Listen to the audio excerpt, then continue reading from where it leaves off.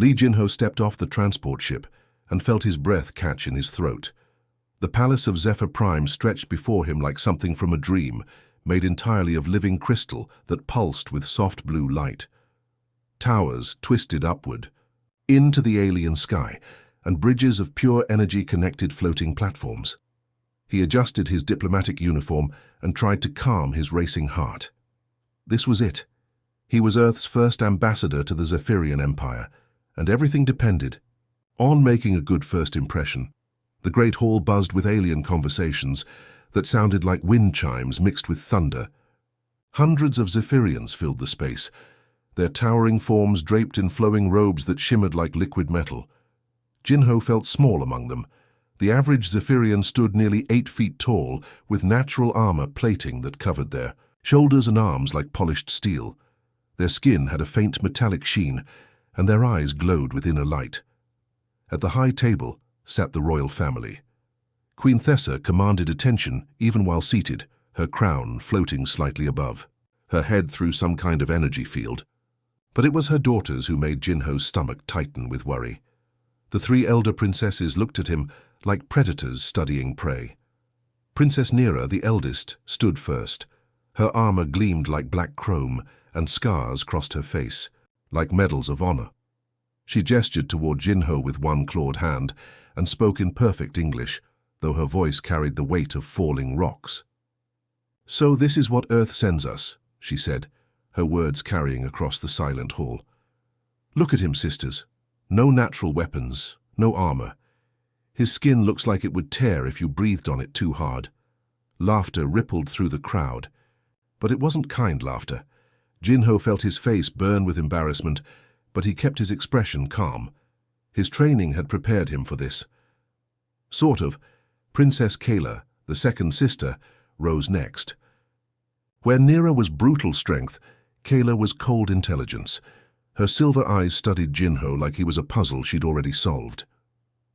"The report said humans were weak," she said, tapping her temple with one finger. "But I thought they meant in comparison to us. I didn't realize they meant weak in every possible way. How did such soft creatures even survive on their own planet?" More laughter. Jinho noticed some of the Zephyrian nobles placing bets, probably on how long he'd last in their world. He wanted to sink into the floor, but instead he straightened his shoulders. He was here for a reason. Humanity was counting on him. The third sister, Princess Zara, was younger than the others, but no less intimidating. She flexed her arms and the natural armor plates shifted with mechanical precision. Then she picked up a metal goblet and crushed it like paper, letting the pieces fall to the floor with musical chimes. "Perhaps we should test their ambassador," Zara said with a cruel smile. "See if humans are even worth our time." "I bet he couldn't lift one of our ceremonial weapons, let alone use it." The crowd murmured agreement. Several nobles called out suggestions for tests, each more humiliating than the last. Jinho felt sweat gathering at his collar despite the cool air. This wasn't going according to plan at all. The alliance talks hadn't even started, and already the Zephyrians were treating him like entertainment. But then Princess Valara stood up. She was different from her sisters. Smaller, though still taller than any human. Her armor was lighter, more elegant, and her movements had a grace that reminded Jinho of a dancer. Most striking were her eyes, a deep violet that seemed to hold depths of thought her sisters lacked. The hall fell silent. Even her sisters looked surprised. "Enough," Valara said quietly, but her voice carried to every corner of the vast space. She looked directly at Jinho, and he felt something pass between them. Understanding, maybe, or challenge. "My sisters think you're too weak for us," she said, her violet eyes never leaving his face. "Prove them wrong tonight." The words hung in the air like a thrown gauntlet. The silence in the great hall stretched like a held breath. Princess Valara stepped down from the high table, her movements fluid despite the weight of her ceremonial armor. Every eye in the massive chamber followed her as she approached Jinho. He could hear his own heartbeat thundering in his ears. "The trials of worth," she said, her voice carrying the weight of ancient tradition. 9 challenges that have tested our warriors for over 1,000 years. They measure not just strength of body, but strength of mind, heart, and spirit. Jinho swallowed hard. And if I refuse? Princess Neera's harsh laughter cut through the air. Then humanity shows its true nature, cowardice dressed in diplomatic robes. But Valara raised a hand, silencing her sister. Her violet eyes never left Jinho's face.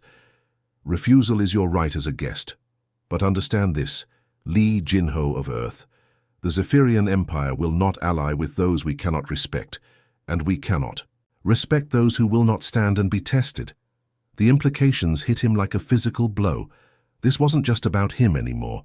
Every human colony, every trade agreement, every hope for humanity's place among the stars hung in the balance. If he walked away, Earth would remain isolated, cut off from the galactic community that the Zephyrians dominated through their military might and ancient alliances. "How long do I have to decide?" he asked, surprised by how steady his voice sounded. "Until dawn," Valara replied. "The trials begin with the sunrise, or not at all." The crowd began to disperse, conversations buzzing with excitement and speculation. Some Zephyrians looked at Jinho with open curiosity now, as if he'd transformed from a joke into something more interesting. Others simply shook their heads, already writing him off as another failed diplomatic mission. Hours later, in the guest quarters assigned to the human delegation, Jinho sat surrounded by holographic displays and ancient texts. His fellow diplomat, Park Mina, paced the room like a caged animal, her usual calm shattered by the evening's events. "This is insane, Jinho," she said for the 10th time. "You're not a warrior. You're a cultural attaché with a degree in xenology. What do you know about fighting alien death trials?" Jinho rubbed his tired eyes. "More than I knew this morning, apparently." The research they'd gathered painted a grim picture. The trials of worth were legendary, even among the Zephyrians. They tested everything from raw physical strength to complex problem-solving under extreme pressure. The 9th and final trial was shrouded in mystery, with records showing only that it required the ultimate sacrifice of self for the greater whole. "Look at this," Mina said, pulling up a holographic record. "In the last 300 years, only 67 Zephyrians have completed all 9 trials. That's out of thousands who attempted them. And you want to be the first alien to even try?" But as Jinho studied the records deeper, something began to click. The trials weren't random tests of brutality. Each one built on the last, creating a journey that revealed the core values of Zephyrian society. Courage, yes, but also wisdom, sacrifice, and the willingness to protect others, even at personal cost. "They're not trying to kill me," he said slowly. "They're trying to understand me." Mina stopped pacing. "What do you mean?" "Think about it.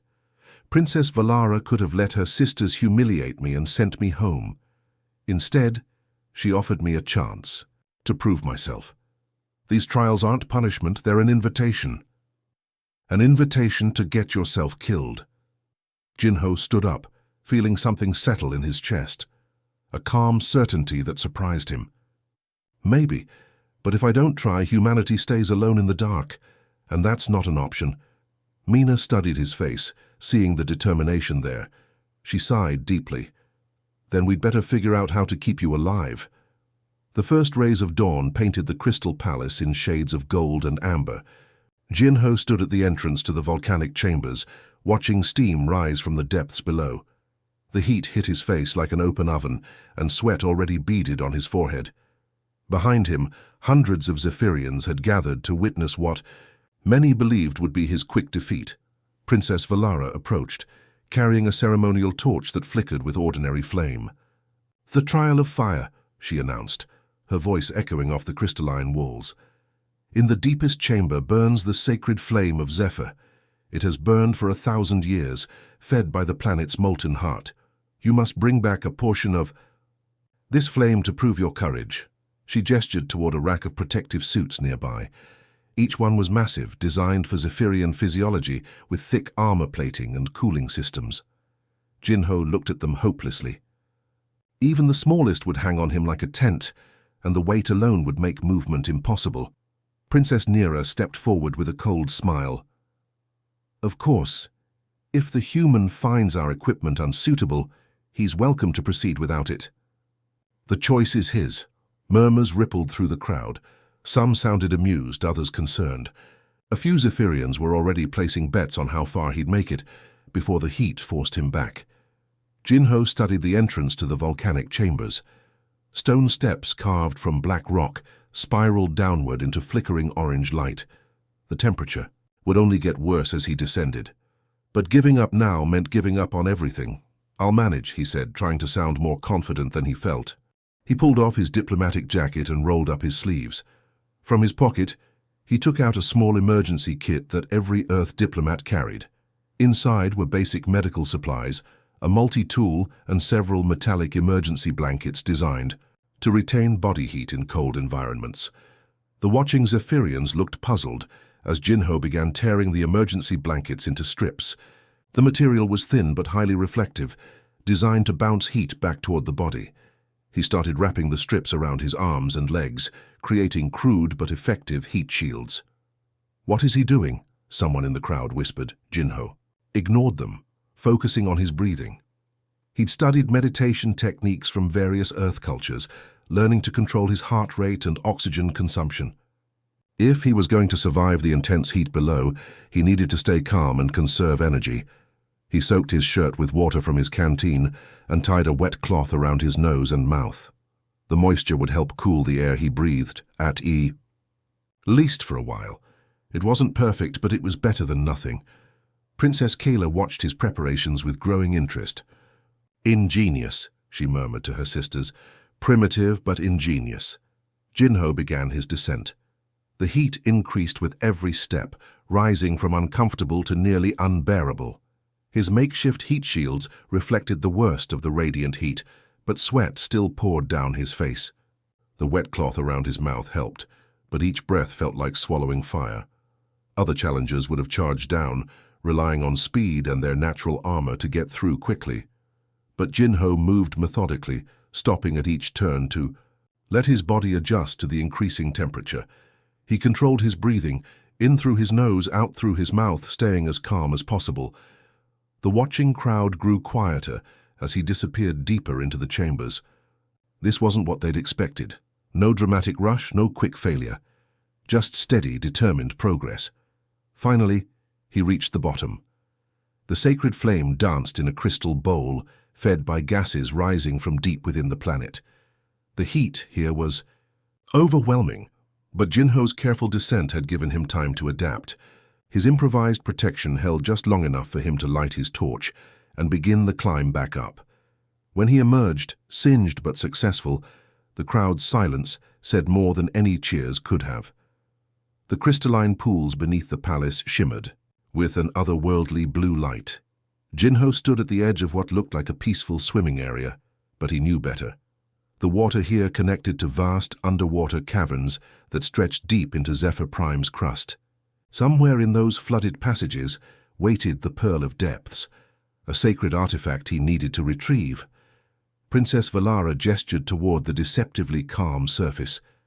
The trial of water tests more than swimming ability. The labyrinth below has claimed the lives of warriors who underestimated its dangers. The pressure alone would crush most beings, and the currents shift without warning. Around the pool's edge, several Zephyrians were already slipping into the water with practiced ease. Their natural armor sealed tight against their bodies, and gill slits opened along their necks. They could breathe underwater as easily as in air, and their dense bone structure let them dive to crushing depths without protective gear. Jinho watched them disappear beneath the surface like living torpedoes. He had maybe 3 minutes of breath-holding. Ability on a good day. They could stay down for hours.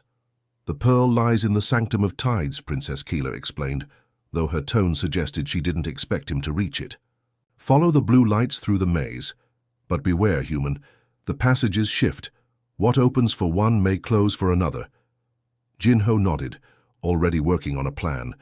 From his emergency kit, he pulled out a small oxygen canister designed for high altitude emergencies. It held maybe 10 minutes of air, but that would have to be enough. He also had a small tube of waterproof sealant meant for equipment repairs. Working quickly, he fashioned a crude breathing apparatus using the oxygen canister and a piece of plastic tubing. The sealant would keep water out of the connections, at least temporarily. It wasn't pretty, but it might work. The watching Zephyrians murmured among themselves as Jinho stripped down to his undergarments and applied the sealant around his improvised breathing mask. He looked ridiculous compared to the sleek, natural adaptations of his competitors, but he'd learned not to care about appearances. He slipped into the water and immediately felt the difference. The liquid was denser than Earth's oceans, with a slight electrical tingle that made his skin prickle. Bioluminescent creatures drifted past like living stars, their light creating an underwater aurora. Following the blue guide lights, Jinho descended into the labyrinth. The passages were carved from living rock, their walls covered in formations that looked like frozen waterfalls. Schools of translucent fish swirled around him, their movements creating currents that tugged at his body. At first, the dive went smoothly. His improvised breathing gear worked, delivering precious oxygen while he navigated the winding tunnels. But as he went deeper, the pressure began to affect his equipment. Small leaks appeared in his sealant, letting tiny streams of water into his breathing tube. Worse, he could see other challengers ahead of him, their larger bodies easily pushing through passages that required him to squeeze and struggle. Their natural advantages were overwhelming in this environment. Then, disaster struck. A powerful current caught him from behind, slamming him into a narrow passage that split in 3 directions. His breathing apparatus was torn away, disappearing into the dark water. Panic flared in his chest as he realized he was now truly underwater, with no air supply and no clear way back to the surface. But as fear threatened to overwhelm him, Jinho noticed something the other challengers had missed. The passage that had trapped him was too narrow for Zephyrian bodies, but it was just right for someone his size. And there, barely visible in the passage wall, was a faint blue light leading deeper into the maze. The other challengers had been forced to take the main routes, but Jinho's smaller size opened up shortcuts they couldn't use. Fighting against his burning lungs, he squeezed through the narrow opening and found himself in a hidden chamber, where the Pearl of Depths waited, glowing with soft inner light. He grabbed it and shot toward the surface, his lungs screaming for air, using passages too small for anyone else to follow. The morning sun beat down on the stone courtyard, where Jinho stood staring at his next challenge. The boulder of ancestors rose before him like a small mountain, its surface polished smooth by countless years of wind and rain. Ancient symbols covered its dark surface, telling stories of Zephyrian heroes who had moved this massive stone in trials past. Princess Valara approached with measured steps, her armor gleaming in the bright light. "The Trial of Earth," she announced to the gathered crowd. "This boulder has stood here for 800 years. Every Zephyrian warrior who completed the trials moved it from its resting place to prove their strength. You have until sunset." Jinho walked around the enormous stone, studying it from every angle. The boulder had to weigh at least 20 tons, maybe more. The ground around it was worn smooth by the feet of spectators and the efforts of countless challengers. He could see grooves in the stone where Zephyrian claws had found purchase, and chips where their armor had scraped against its surface. Several Zephyrian nobles demonstrated the traditional approach. They grabbed the boulder with their powerful arms, their natural armor providing grip and leverage. Muscles bulged under metallic skin as they heaved and strained, slowly rocking the massive stone back and forth until it shifted position. Their strength was incredible, far beyond anything a human could match. "Your turn, little human," Princess Nira called out, her voice carrying obvious amusement. "Show us how Earth's warriors move mountains." Jinho ignored the laughter from the crowd and continued his examination. He couldn't overpower the boulder, that much was clear, but maybe he didn't need to. Every engineering student on Earth learned about simple machines, and leverage was the foundation of them all. He began gathering smaller stones from around the courtyard, carrying them one by one to the base of the great boulder. The watching Zephyrians looked confused. Some called out suggestions, thinking he didn't understand the challenge. Others began to look impatient, checking the position of the sun in the sky. "What is he doing?" someone muttered. "Building something," Princess Kayla observed, her strategic mind beginning to see the pattern. Jinho worked methodically, placing rocks in careful positions. He wasn't randomly piling stones. Each one was positioned with purpose, creating a gradual ramp that curved around the boulder's base. When he couldn't find rocks the right size, he used his multi-tool to break larger ones into manageable pieces. Hours passed. The sun climbed higher, and the crowd grew restless. Some Zephyrians left to find shade, returning periodically to check his progress. Others placed new bets on whether he'd finish before sunset. The work was backbreaking, even with smaller stones. And sweat poured down Jinho's face as he labored under the alien sun. Princess Nira threw up her hands in frustration. "This is ridiculous. He's not even trying to move the boulder."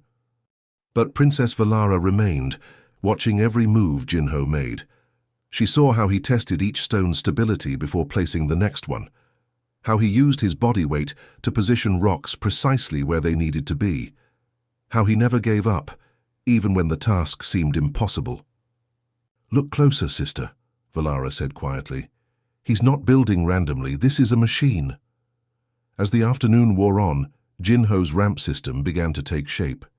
He'd created a spiral of carefully placed stones that wound around the boulder, each level slightly higher than the last. At strategic points, he'd positioned larger rocks to act as fulcrums. Now came the crucial test. Jinho found a long metal rod from the courtyard's decorative fence and positioned it against one of his fulcrum stones. The crowd fell silent as they realized what he was attempting. Using his entire body weight, Jinho pushed down on the lever.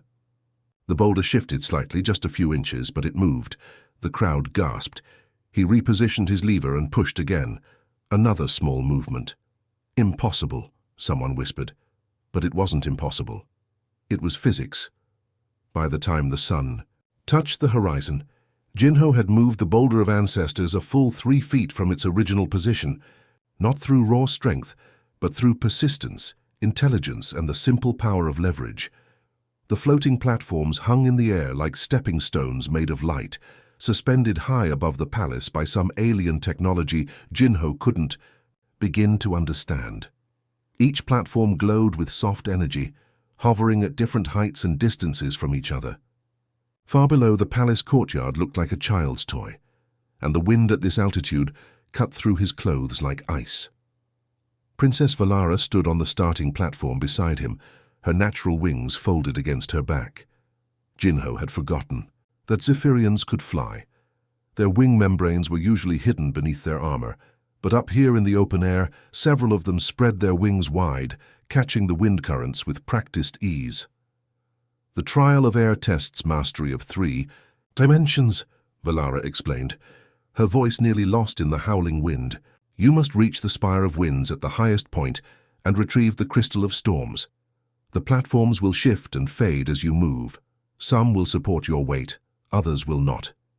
Jinho looked across the maze of floating platforms stretching toward a distant crystalline spire that twisted up into the clouds. The platforms formed no clear path. Some glowed brightly, others flickered like dying bulbs. A few were barely visible, more suggestion than substance. Around him, other Zephyrian challengers prepared for the trial with confident stretches and wing adjustments. They could leap vast distances between platforms, and if they missed, their wings would carry them to safety. For them, this was like an aerial obstacle course. For Jinho, it was a potential death sentence. "The platforms respond to intent and confidence," Princess Keller added, though she looked doubtful about his chances. "Hesitation weakens them. Fear makes them fade entirely." Great, Jinho thought. A confidence test at 1,000 feet in the air. Studied the wind patterns, watching how the air currents moved around the floating platforms. The wind here wasn't random. It followed predictable patterns, flowing around the palace's crystal spires and creating updrafts and downdrafts that a careful observer could map. From his emergency kit, he pulled out a coil of lightweight climbing rope. It wasn't much, but it might make the difference between success and a very long fall. The watching Zephyrians looked puzzled by his preparation, but Jinho had learned to ignore their expectations.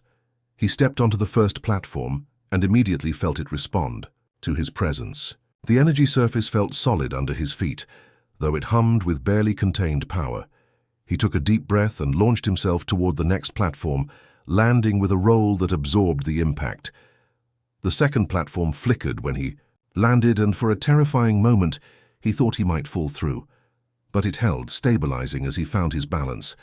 The key wasn't confidence in the traditional sense, he realized. It was commitment. The platforms responded to decisive action, not empty bravado. As he progressed through the aerial maze, Jinho began to see the pattern. The trial wasn't just about reaching the spire, it was about reading the environment and adapting to it. He used his rope to test uncertain platforms before committing his full weight. When gaps seemed too wide to jump, he studied the wind patterns and timed his leaps to catch the updrafts. Halfway to the spire, disaster struck. A platform crumbled just as he landed on it, the energy field dissolving like mist. He fell, but his rope was already secured to a stable platform above. The line went taut with a jerk that nearly dislocated his shoulder, but it held. The watching crowd gasped as he swung through empty air, using the momentum to reach a platform that would have been impossible to jump to directly.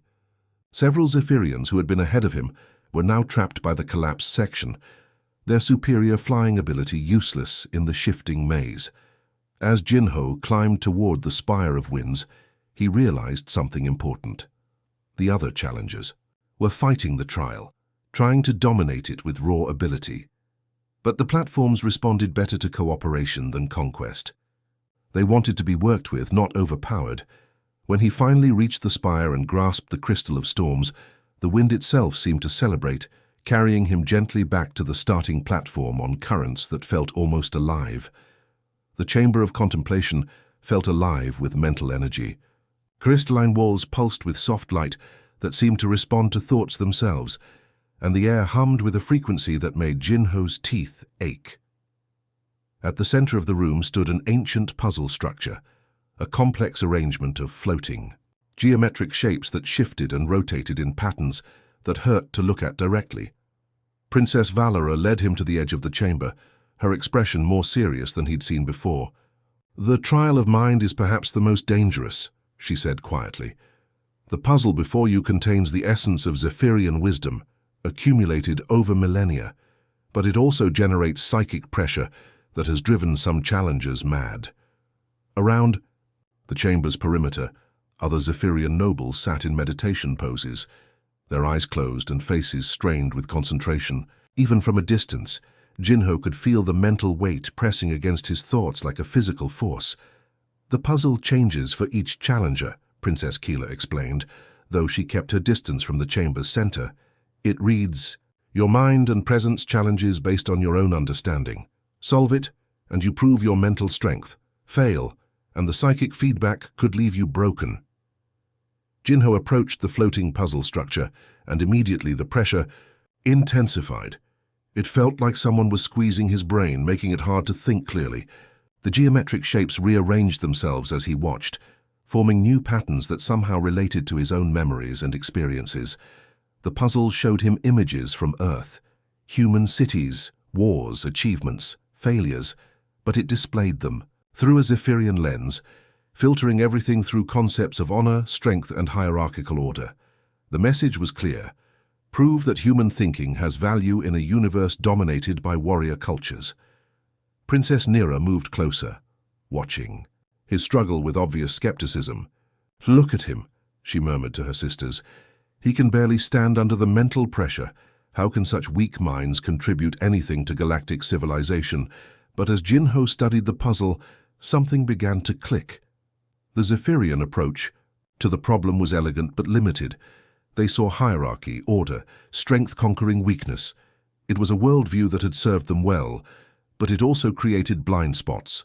The floating shapes were trying to arrange themselves into a pattern that represented the ideal galactic order, with strong races dominating weaker ones.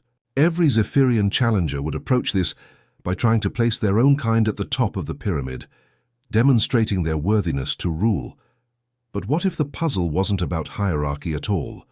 Fighting through the mental pressure, Jinho began rearranging the geometric shapes differently. Instead of a pyramid with one race on top, he created an interconnected web where each shape supported the others. When he placed the symbol representing humanity in what looked like a subordinate position, the Zephyrian observers scoffed. "He's admitting human inferiority," someone whispered. But Jinho wasn't finished. He showed how humans could serve as bridges between incompatible species, how their adaptability could solve problems that raw strength couldn't touch. He demonstrated how different perspectives could reveal solutions hidden from any single viewpoint. The puzzle responded to his approach, the shapes beginning to glow with harmonious light. But the psychic pressure intensified, trying to force him back to conventional thinking. Images flooded his mind. Zephyrian victories, human failures, the natural order of strong over weak. Submit, the mental pressure seemed to say. Accept. Your place. Instead, Jinho pushed back with a different kind of strength. Not the strength to dominate, but the strength to connect. He showed the puzzle visions of human diplomacy, of species working together, of problems solved through cooperation, rather than conquest. The floating shapes suddenly snapped into perfect alignment, creating a structure more complex and beautiful than any hierarchical pyramid.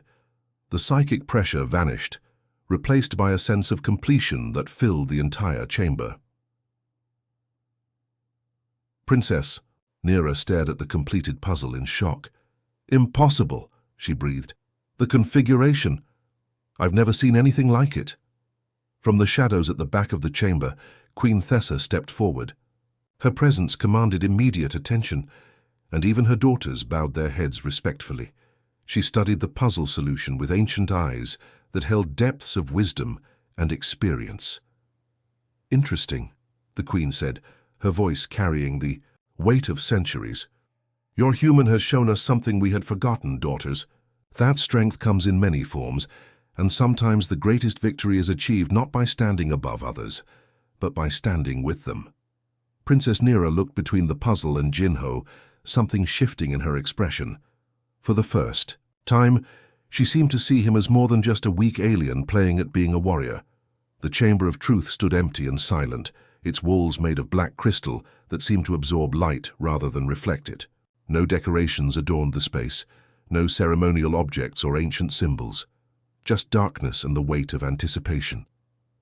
Jinho stood at the threshold, feeling something cold settle in his stomach. Princess Valara placed a gentle hand on his shoulder. The trial of heart is the most personal of all challenges, she said softly. The chamber will show you visions drawn from your own mind, your deepest fears, your greatest shames, your most painful memories. Many warriors turn back from this trial even after completing the others. Behind them, the assembled crowd was smaller now. Word had spread through the palace about the human who was actually surviving the trials, and those who remained were the truly curious, the ones who wanted to witness something unprecedented. The challenge is not to defeat the visions, Princess, Kayla explained, her strategic mind analyzing the trial even as she spoke.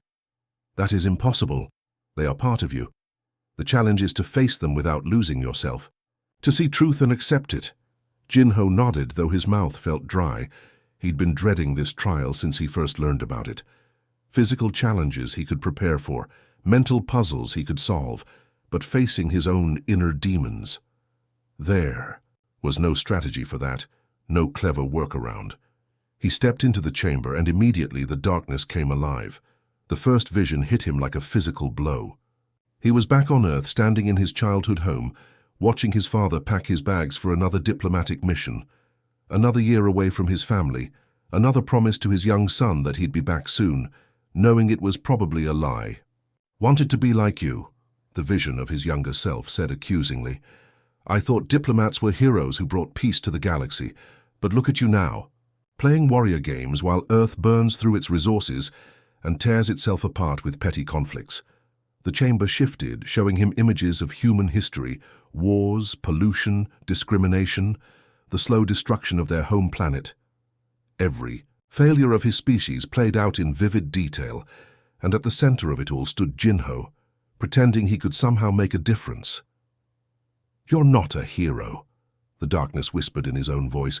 You're just a man who was too afraid to stay home and face his real problems. The watching Zephyrians stirred uneasily as Jinho fell to his knees under the weight of the visions. Some had expected him to fight, to rage against the images like most warriors did. Others thought he might break, overwhelmed by truths too painful to face. But Jinho did something unexpected. He looked up at the visions of human failure and nodded. "You're right," he said aloud, his voice echoing in the crystal chamber. "We have failed. Many times, in many ways, I've failed too. I chose this career partly to escape my own problems, to chase some romantic idea of being important." The vision seemed taken aback by his acceptance, flickering uncertainly.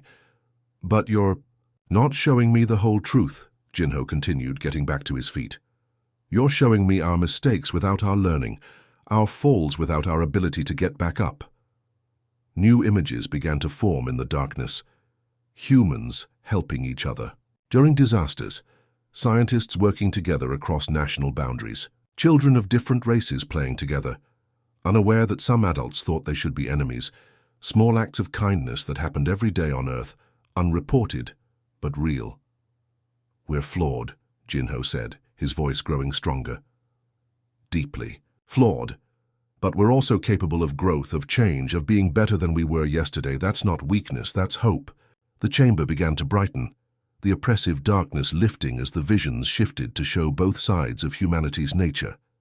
The failures remained, but now they were balanced by examples of progress, of people choosing to be better than their worst impulses. Princess Kayla watched this transformation with growing amazement. She had seen hundreds of warriors face their inner darkness, and most either broke under the pressure or tried to deny their flaws entirely. But this human was doing something she'd never witnessed before. He was accepting his imperfections while still maintaining faith in his potential. "Extraordinary," she murmured to her sisters. "He's not trying to be perfect, he's trying to be honest." The trial reached its climax as the chamber showed Jinho his greatest fear, that he would fail here, that humanity would be rejected by the galactic community, that his species would remain alone and isolated until they destroyed themselves. "Maybe that will happen," he said quietly. "Maybe I'm not strong enough, smart enough, or brave enough to change anything, but maybe I am. And even if I fail, someone else will try. That's what humans do. We keep trying." The darkness in the chamber dissolved completely, replaced by a warm golden light that seemed to come from within Jinho himself. He had passed the trial of heart, not by conquering his fears, but by accepting them and choosing hope anyway. Even Princess Nira nodded with grudging respect. This was spiritual strength of a kind she had never seen before. The final trial took place in the great arena, where thousands of Zephyrians had gathered to witness something that had never happened before. The circular space buzzed with excitement and nervous energy as nobles, warriors, and common citizens filled the crystal seats that rose up toward the domed ceiling. At the center of it all stood Jinho, exhausted from 8 trials, but somehow still standing. Queen Thessa descended from her royal box, her presence commanding absolute silence from the massive crowd. Her ancient armor gleamed like liquid starlight, and when she spoke, her voice carried to every corner of the arena without effort. "Li Jinho of Earth," she began, her words formal and weighted with ceremony. "You have completed 8 trials that have tested warriors for 1,000 years. You have shown courage in fire, persistence in water, ingenuity with earth, adaptability in air, wisdom of mind, and honesty of heart. But one trial remains." She gestured, and a section of the arena floor opened up. From below rose a complex structure that looked like a miniature city, complete with buildings, bridges, and what appeared to be thousands of tiny figures moving through the streets. "The trial of unity," the Queen continued. "Before you lies a simulation of a colony world under attack. The defenders are outnumbered, outgunned, and divided by old conflicts. Traditional Zephyrian strategy would be to identify the strongest faction and support them in conquering the others. Show us your approach." Jinho approached the simulation and immediately understood the complexity of the situation. The colony was inhabited by multiple species, each with different strengths and weaknesses. The attacking force was massive and unified, while the defenders were scattered and suspicious of each other. It was exactly the kind of scenario that happened all too often in the real galaxy. Princess Nira stood at the edge of the simulation, her arms crossed. "The solution is obvious," she declared. "Identify the most powerful defending faction, eliminate their rivals, and unite the colony under single command. Strength through dominance." Several Zephyrian nobles murmured agreement. It was the traditional approach, tested in countless real conflicts. Quick, decisive, effective. But Jinho studied the simulation more carefully, walking around its edges and observing how the different species interacted. He saw the patterns that the Zephyrian approach would miss. The bird-like people were excellent scouts but poor fighters. The underground dwellers had incredible defensive capabilities but couldn't coordinate surface operations. The amphibious species controlled the water supplies but were vulnerable on land. "What if we don't eliminate the factions?" he said quietly. "What if we help them work together instead?" The crowd stirred with interest and confusion. Princess Kayla leaned forward, her strategic mind engaged. "Explain your reasoning." Jinho began manipulating the simulation, showing how each species' strengths could cover another's weaknesses. The bird people could provide early warning and reconnaissance. The underground dwellers could create defensive networks and supply tunnels. The amphibious species could control water routes and provide mobile support. But they hate each other, Princess Zara pointed out. Old conflicts, territorial disputes, cultural differences. You can't just wish that away. No, Jinho agreed. But you can give them something more important to focus on. Survival. Hope. A future worth fighting for. He showed how shared threats could become shared opportunities. How the need to defend their world could forge bonds stronger than old hatreds. How diversity of tactics and perspectives could confuse and overwhelm an enemy expecting traditional unified resistance. The simulation began to respond to his approach. Instead of one strong faction dominating the others, all the species began working together in ways that multiplied their individual strengths.